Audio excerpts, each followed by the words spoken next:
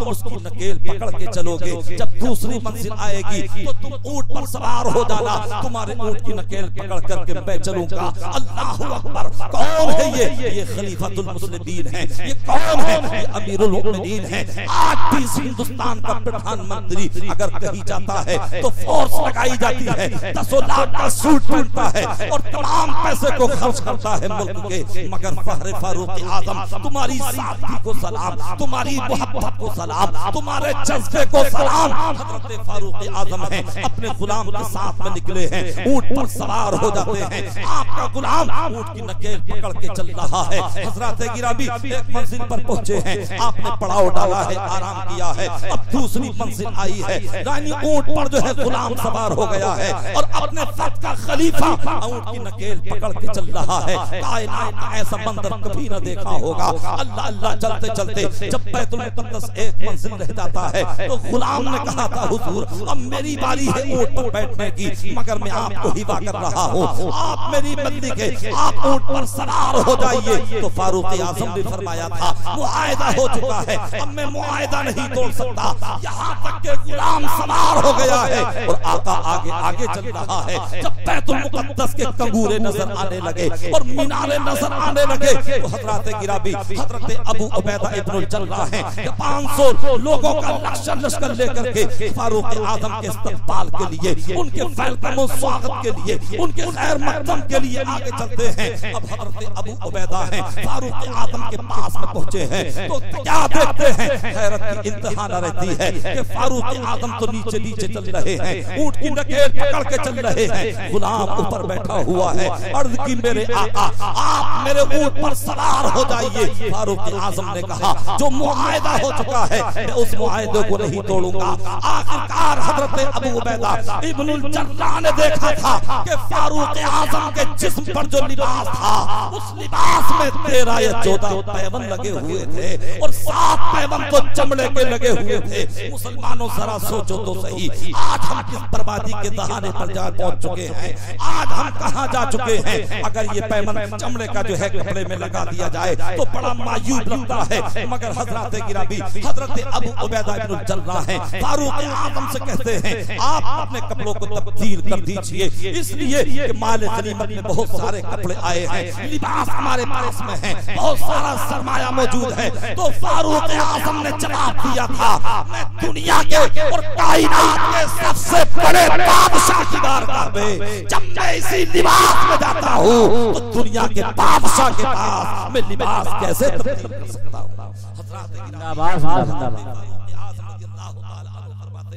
कि जब मैं मालिक हकीकी की बारगाह में इसी लिबास में जाता हूँ तो दुनिया के पादरी के सामने मैं अपना लिबास कैसे बदल सकता हूँ। अब चलते चलते पहुंच जाते हैं, ऊपर पादरी फसील पर खड़े हैं, बैतुल मुक़द्दस की सोच रहे हैं, ये जो ऊंट पर बैठा हुआ है ये मुसलमानों का अमीर होगा। मगर हजरात, जब पादरी ने आवाज दी थी, कहा था कि लाओ अपने अमीर को, हम देखना चाहते हैं। अब फारूक आजम को लोग गोल घेरे में लेकर के जब पहुंचे हैं, फसील के नीचे पहुंचे हैं, तो पादरी ने कहा था, जरा अपना आप मुस्कुरा करके दिखाइए, अपनी पेशानी को दिखाइए, अपने रुखसारों को दिखाइए, आप जरा चल करके दिखाइए, अपने लिबास को दिखाइए। फारूक आजम मुस्कुरा भी रहे हैं, चंद कदम चल भी रहे हैं, अपने लिबास को दिखा भी रहे हैं। जब पूरा उन्होंने जो है यानी पूरी जांच पड़ताल कर लेते हैं तो पादरी कहने लगता है, ए मुसलमानों के अमीर, अब देर न कीजिए, अपने खादिम को भेजिए, हम बैतुल मुक़द्दस की चाबी देने के लिए तैयार हैं। अज़ीज़ान मिल्लत इस्लामिया, ये वो ज़माना था जबकि मुसलमान मुस्तफा से मोहब्बत करते थे, जो मेरे पैगंबर ने दिया था उन्होंने सिर्फ वही दिया था। तो पादरियों से पूछा था, ए पादरी जरा ये तो बता दो, ए ईसाइयों जरा ये बता दो कि तुमने बगैर जंग लड़े हुए मुसलमानों के हवाले ये बैतुल मुक़द्दस क्यों कर दिया है। तो उन्होंने जवाब दिया था, था कि हमने इंजील में जैसे पढ़ा था कि मोहम्मद का एक गुलाम होगा, उसके लिबास में पैमन लगे होंगे, निहायत ही सादा होगा। जब हमने किताब से फारूक आजम के जिस्म हुलिया को मिलाया तो हमने सेम टू सेम पाया है। बस हम ये सोचने पर मजबूर हो गए कि जब मुस्तफा जाने रहमत के गुलाम का ये आलम है तो नबियों के इमाम का आलम क्या होगा। बाद नारे तकबीर, नारे रिसालत, नारे हौसियत, मसलके आला हज़रत। उनके जो हम गुलाम थे खल्क के पेशवा रहे, उनके जो हम गुलाम थे खल्क के पेशवा रहे, उनसे फिरे जहां फिरा आई कमी वकार में। जब 313 थे लरसता था जमाना, आज है करोड़ों करते हैं गुलामी। इसकी वजह क्या है? जो मुस्तफा ने दिया था हमने उसे फरामोश कर दिया है। जिन बुरी बातों से रोका था आज हम उन्हीं बातों पर अमल कर रहे हैं। हजरात, वो अंग्रेज जो इस्लाम के दुश्मन रहे हो, सुन्नतों के दुश्मन रहे हो, कुरान के दुश्मन रहे हो, वो कभी हमारे खैर ख्वाह नहीं हो सकते हैं। उनकी तो हर वक्त तलाश और तजस्सुस यही रहती है कि वो इस्लाम को मिटा दें और कुरान को मिटा दें।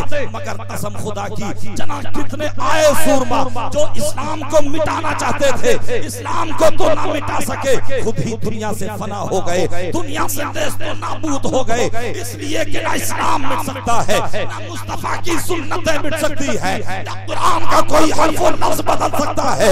इसलिए कि है कौले मोहम्मद कौले खुदा, फरमान न बदला जाएगा और बदलेगा ज़माना लाख मगर कुरान।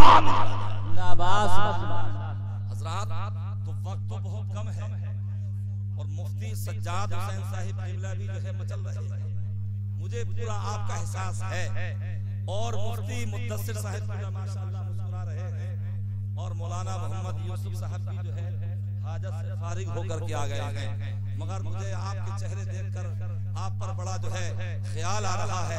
बड़े भोले भाले चेहरे लिए आप बैठे हैं और शायद आप यही सोच रहे होंगे मौलाना ये तो और बता दो कि मौलाना है कितने। तो अब मैं आपकी यकीन दहानी करा दूं कि मेरे बाद मुफ्ती सज्जाद साहिब किबला का खिताब नायाब होगा। इल्मी तकरीर होती है अल्हम्दुलिल्लाह इनकी, और इनके बाद अब कोई और है नहीं। आप देख ही रहे हैं, वरना कितने खुतबा उलमा और भी रहते हैं इसी शहर में, मगर अल्हम्दुलिल्लाह इन्होंने बड़ी दूर अंदेशी से काम लिया। और हज़रात, इन्होंने इस मुक़द्दस इजलास को सजाया। मोहब्बत से बोलिए सुभान अल्लाह। कुरान ने फरमाया मेरा महबूब जो अता फरमाए उसे तुम ले लो, और जिन बुरी बातों से रोके उनसे, जोर से बोलो, क्या रुकने के मूड में नहीं हो क्या? है ऐसे ही लग रहा है।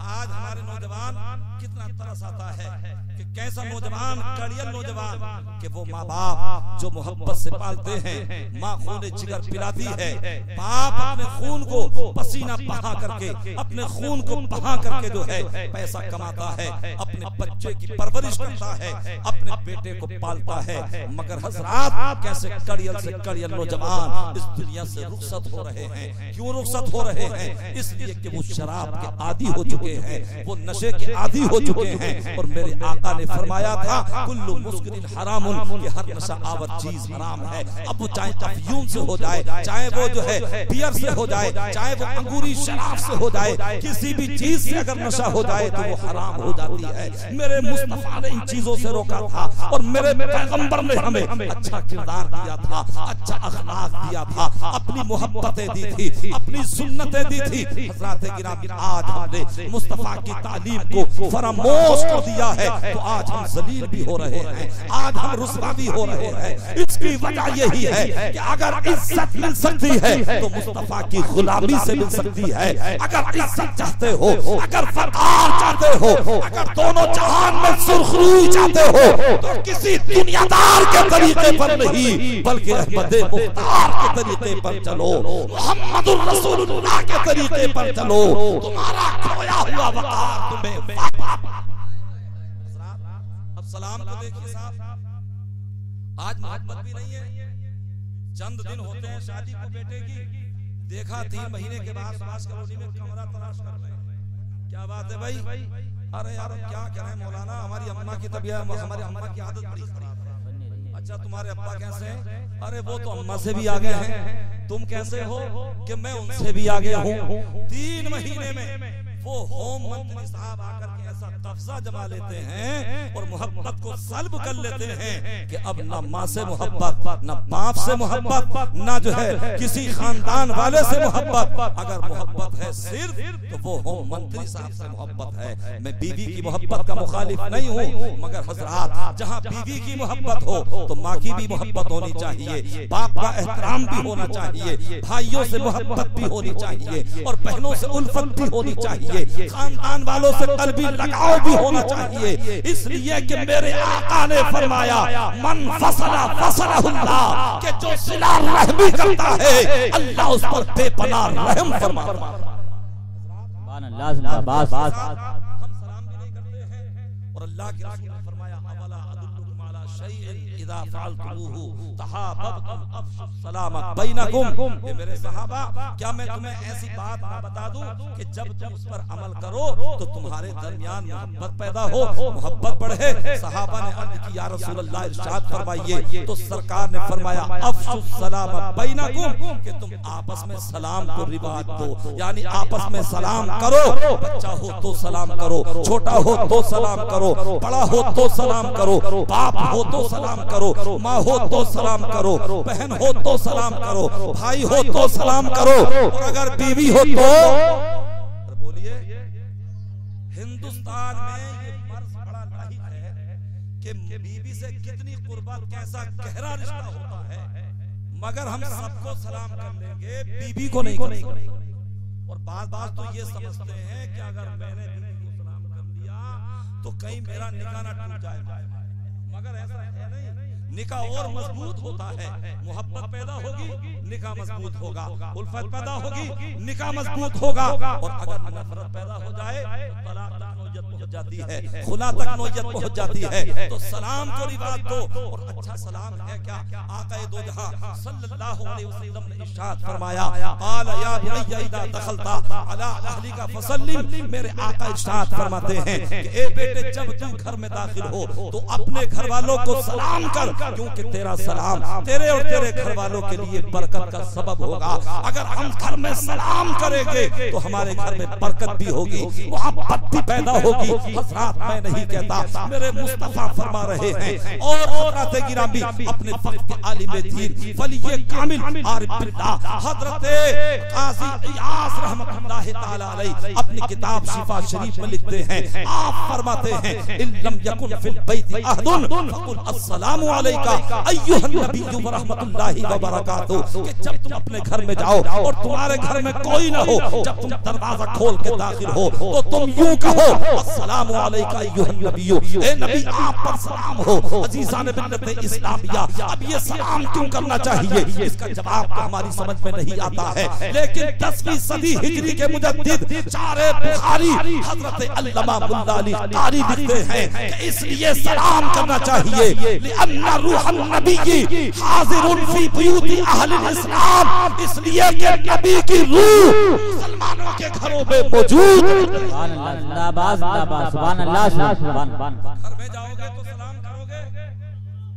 अच्छा आज हम सलाम करते हैं तो सलाम भी हमारा बड़ा टेढ़ा मेढ़ा कहते हैं अस्सलाम वालेकुम, हाँ ये कोई सलाम नहीं है। ये हाथ से जो है ये भी सलाम नहीं है। बहुत सारे लोग सर झुका देते हैं, ये भी सलाम नहीं। अल्लाह ने फरमाया वाइदा हुय्यितुम बितहिय्यतिन फहय्यु बिअहसन मिनहा रुद्दूहा, और जब तुम्हें कोई किसी लफ्ज़ से सलाम करे तो तुम उससे बेहतर लफ्ज़ जवाब में कहो या वही कह दो इन्नल्लाह काना अला कुल्ली शैइन हसीबा, बेशक अल्लाह हर चीज पर हिसाब लेने वाला है। तो अल्लाह ने क्या फरमाया? जब तुम्हें कोई किसी लफ्ज़ से सलाम करे। अब मुझे ये बताओ, लफ्ज़ कहते हैं बोली को, बोली हथेलियों से निकलती है या उंगलियों से या ज़बान से? बोलिए। अरे भाई बोलते रहिए, यूं समझ लीजिए दर्स का भी समझ लीजिए इसे। और बात तकरीर जो होती है वाह वाही टूटने के लिए नहीं, बल्कि इस्लाह मुआशरा के लिए की जाती है, इस्लाह के लिए की जाती है। तो बोली निकलती है, जबान से निकलती है, उंगलियों से नहीं निकलती, हाथ की हथेलियों से नहीं निकलती, या पेशानी से नहीं निकलती है। मेरे आका ने फरमाया जो सलाम करने में खैरों की मुशाबहत इख्तियार करे वो हम में से नहीं है। ला तशब्बहु बिल यहूदी वला बिन नसारा, यहूद और नसारा की मुशाबहत ना करो। फइन्ना तस्लीम अल यहूद अल इशारतु बिल असाबि'i व तस्लीम अन नसारा अल इशारतु बिल अकुफी, यानी यहूदियों का सलाम उंगलियों के इशारे से है, नसारा का सलाम हथेलियों के इशारे से है। हमें जो है अब ना उंगलियों के इशारे से सलाम करना है, ना हथेलियों के इशारे से सलाम करना है, बल्कि हमें सलाम से सलाम करना है। अस्सलाम वालेकुम भी नहीं कहना है। जब कोई अस्सलाम वालेकुम कहता है या अस्सलाम वालेकुम कहता है तो इसका मतलब होता है अस्सलाम वालेकुम मर जाओ तुम। अब बेटा बाप को कह रहा है अस्सलाम वालेकुम मर जाओ तुम, तो बाप बेटे को कह रहा है अस्सलाम वालेकुम मर जाओ तुम। तो ये सलाम करने की हाजत नहीं है। अगर सलाम करो तो वही सलाम करो तो हजरत सिद्दीक अकबर ने अली को किया था, तो हजरत अली ने फारूक आजम को किया था, जो मेरे पैगंबर ने सहाबा को किया था, जो सहाबा ने मेरे पैगंबर को किया था, जो फरिश्तों ने हजरत आदम को किया था। और वो सलाम क्या है? वो सलाम है अस्सलामु अलैकुम व रहमतुल्लाह। तो जब ये सलाम किया जाता है तो इसका मतलब ये होता है कि अस्सलामु अलैकुम कहा जाता है तो हजरत इसका पैगाम जो होता है वो सलामती का पैगाम होता है। अच्छा एक बात और सुन लीजिए, आज हमारे माशरे में एक बीमारी और बड़ी तेजी से फैल रही है। मैं ये नहीं कहता कि तुम डॉक्टर न बनो, तुम इंजीनियर न बनो, तुम फरास्तर न बनो, तुम प्रोफेसर न बनो, सब कुछ बनो,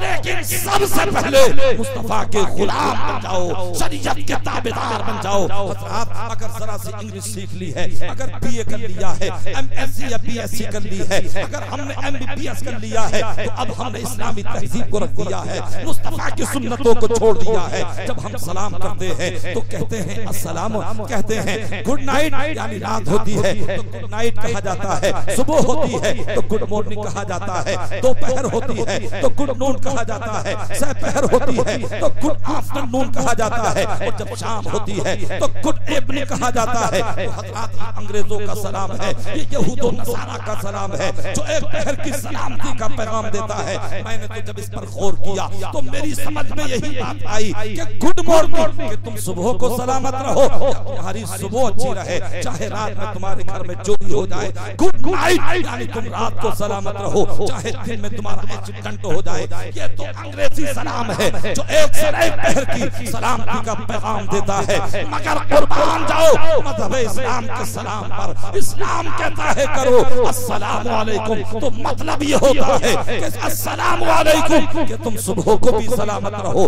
तुम दोपहर को भी सलामत रहो, तुम सहपहर को भी सलामत रहो, तुम शाम को भी सलामत रहो, तुम रात को भी सलामत रहो। बस इसी पर इक्तिफा नहीं, तुम्हारी जेब सलामत रहे, तुम्हारी इज्जत सलामत रहे, तुम्हारा मकाम और मनसब सलामत रहे, तुम्हारी शान और शौकत सलामत रहे, तुम्हारी इज्जत और वजाहत सलामत रहे। अरे घर में रहो तो सलामत रहो, अपनों में रहो तो सलामत रहो, अखियार में रहो तो सलामत रहो, जलवत में रहो तो सलामत रहो, खलवत में रहो तो सलामत रहो। अरे बस इसी पर इक्तिफा नहीं, बल्कि इस दुनिया से जाओ तो अज़ाब कब्र से सलामत रहो।